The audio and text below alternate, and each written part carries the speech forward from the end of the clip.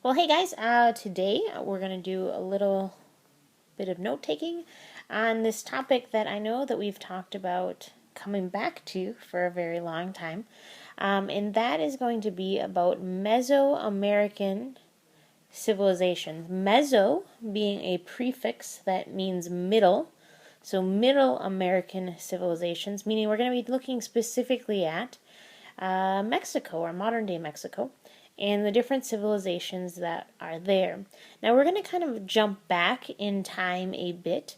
Many of these time periods existed and things that we covered a while ago, but we haven't really talked about what's been going on in the Americas, and things have been happening in the Americas. I just chose to kind of come back to them now that we're going to kind of cover this all together in one super mega unit, so be prepared for that. So the first civilization that we are talking about are the Mayans, and I'm sure you guys have heard about the Mayans before. And so we're really looking at a really big gap of time, going from 2000 BCE, so before Common Era, all the way to 1700 CE. Now, they are not going to be strong in this time period. Quite frankly, they're just going to be very fragmented and not really any unified rule. So just know that in the middle of here somewhere, we'll talk about kind of when they reached their height. And it's going to be in the classical period, so the same time where we're talking about what's happening with the Roman Empire and the fall of the Roman Empire and the Byzantine Empire. The Mayans are going to be going strong in Mesoamerica. So if we're going to kind of look at some different categories to kind of look at this area, we want to first look at the environment of Mesoamerica and where the Mayan were. So first of all, they were really located on the Yucatan Peninsula, which you guys can see is pointed out in the picture.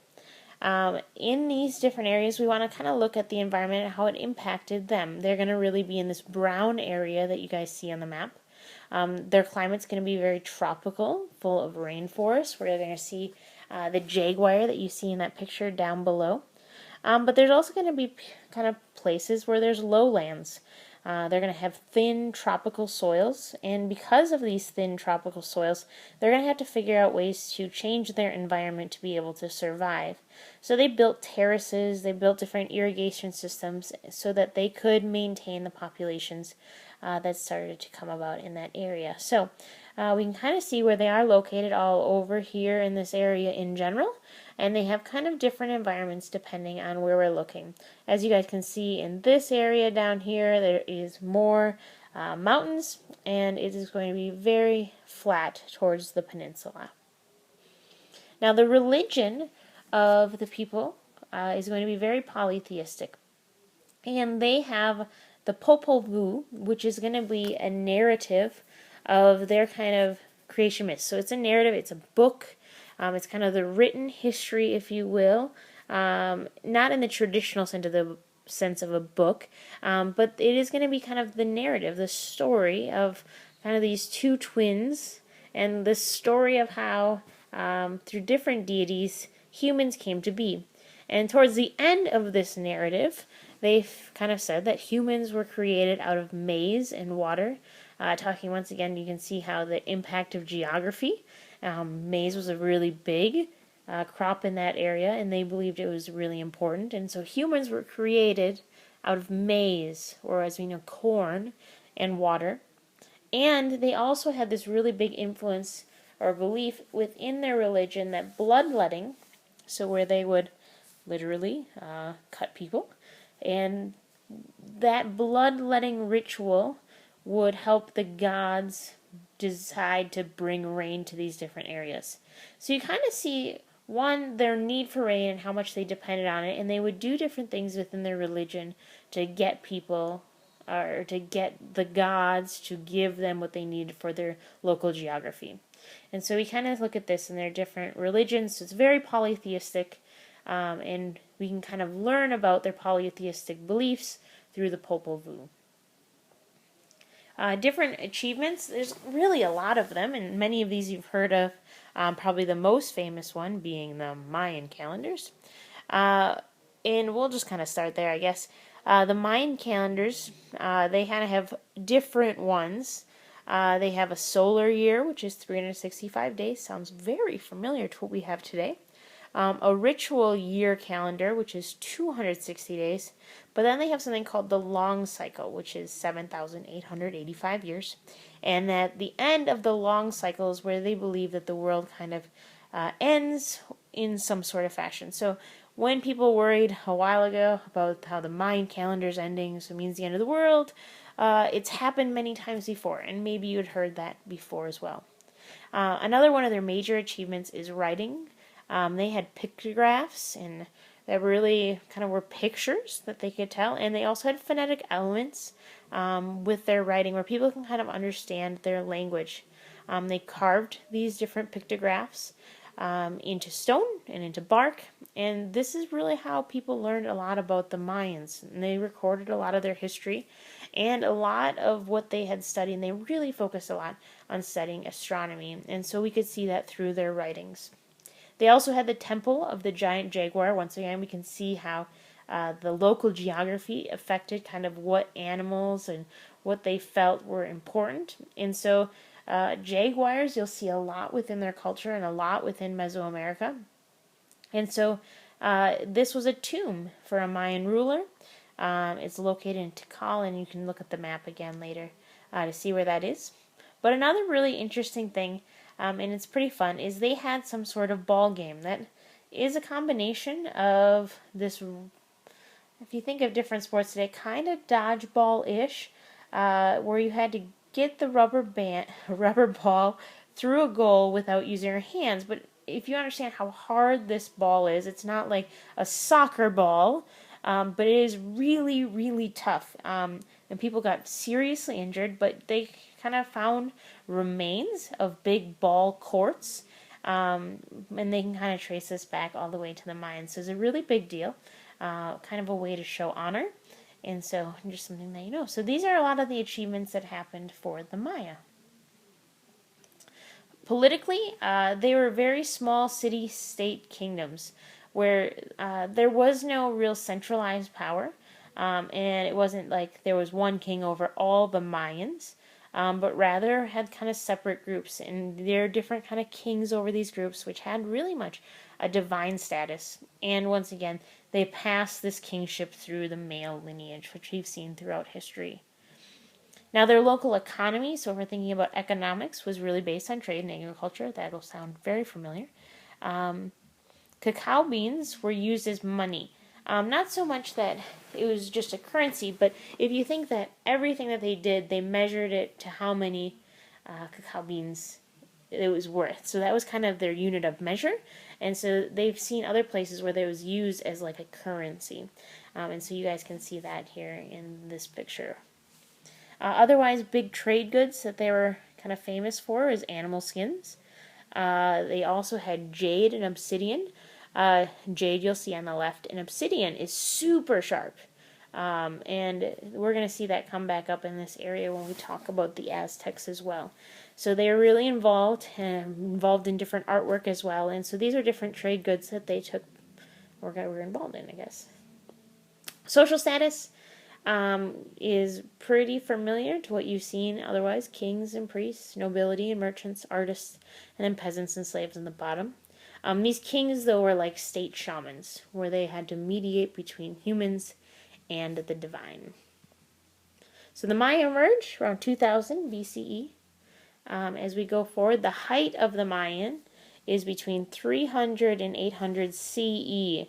So we know that Rome fell in 475 CE. We know that Byzantines then are kind of doing well towards this other half. So you kind of can place them within the classical era. This is the height, even though they existed beforehand. This is really the height. This is where they came up with a lot of their achievements. And then finally, their decline after 900. So we said they last for a long time, but they're going to be really small civilizations, specifically in Chichen Itza. But it is not going to be anywhere near the same. So in many cases, you can say that they declined around 900. Now, the next civilization that we're going to talk about is the people of Teotihuacan. And they are going to be a civilization that's going to flourish between 500 BCE and 650 CE. And they're going to be in a different region. So if we saw that the Maya were this brown area over here, Teotihuacan is going to be located more in central Mexico. And you guys can see it on the map over here. This is going to be a more highlands area where they have lakes with fresh water. They're going to have an agricultural center. It's going to be less tropical than what we saw towards the Yucatan Peninsula. They were able to channel waters from the hills and the mountains. And then they had a really organized city that they had set up. This is the city of Teotihuacan, and this tells you a little bit about their civilization in general. They're known for their two major pyramids, the Pyramid of the Moon and the Pyramid of the Sun. They also had many temples, as you guys can also see here. We have the Temple of Quetzalcoatl, which is an awesome name. And then they had the Avenue of the Dead that kind of connected their city together, which also had some plazas, so the palace, and some other things here as you kind of look around at the city. So these are remnants that are still kind of around today. But that tells us a lot about the civilization as we kind of dig in a little bit more. One, as you look at this, they're polytheistic and extremely religious, as we could tell by the temples and artifacts were more than you would find in other civilizations. There were just a lot of artifacts that show kind of their religious beliefs. They had lots of temples, as we just had saw, pyramids, etc. So we could tell that they're highly religious. Here's another example just of the Temple of the Sun. But the thing that we kind of don't know as much is about exactly what their beliefs were, because a lot of their writings and artwork perished when their society declined. And we'll talk a little bit more about that in just a second. They believed to have a theocracy, or in many times people thought that maybe they had an oligarchy, which is kind of a bunch of people ruling, kind of what we saw like back in Sparta. Priests were rulers, and it worked together. They had this connection with the gods. But once again, there's a civilization that really didn't have a lot of military, did not have defensive walls around Teotihuacan. And so as we are looking at this is not going to work out so well for them. Once again, economies based on trade and agriculture, obsidian once again, and obsidian tools, and orange pottery is going to be really well known in this area. Social status, very similar, rulers and priests, artisans and merchants, and then peasants. Underneath that, Teotihuacan emerges around 500 BCE. The height of the civilization, once again, in the classical era, 100 to 650 CE, overlaps more with the Roman Empire. And then they decline around 600.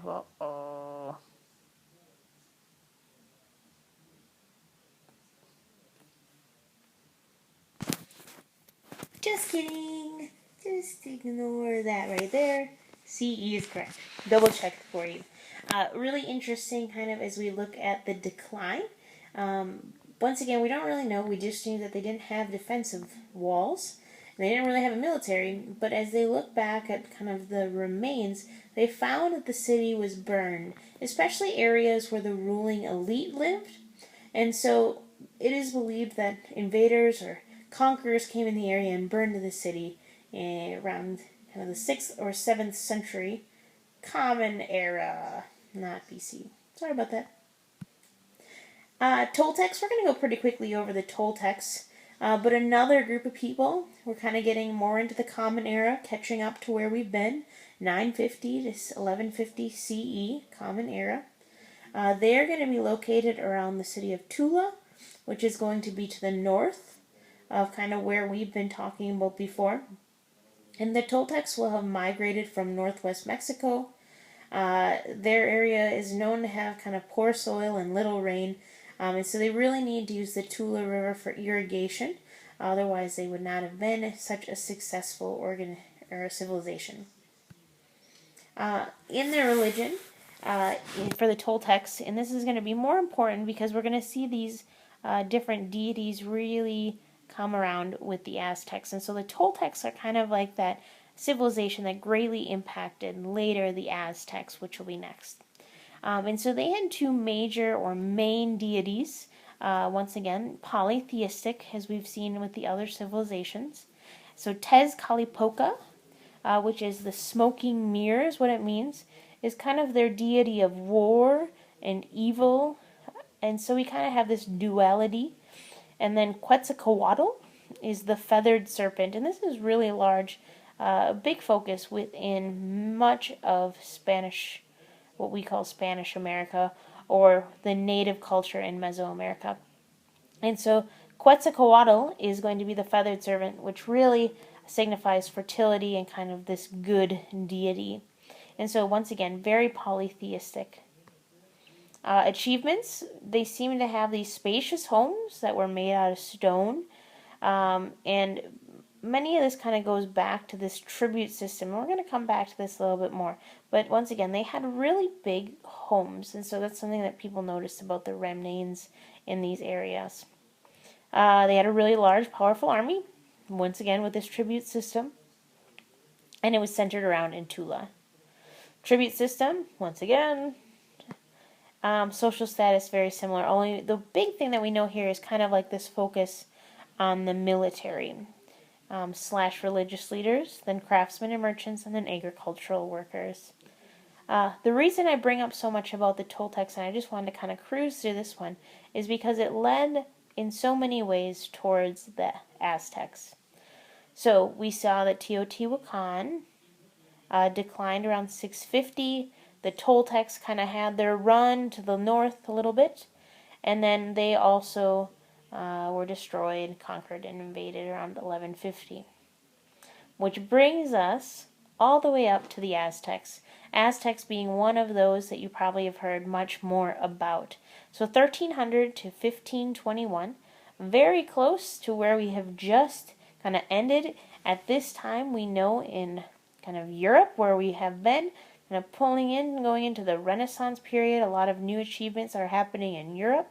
We know that they're going to run into explorers, people that are going to be sent from Spain. They're going to intercede or intersect with the Aztecs. And so let's look at a few things about the background here so that we understand. One, the geography is very, very unique.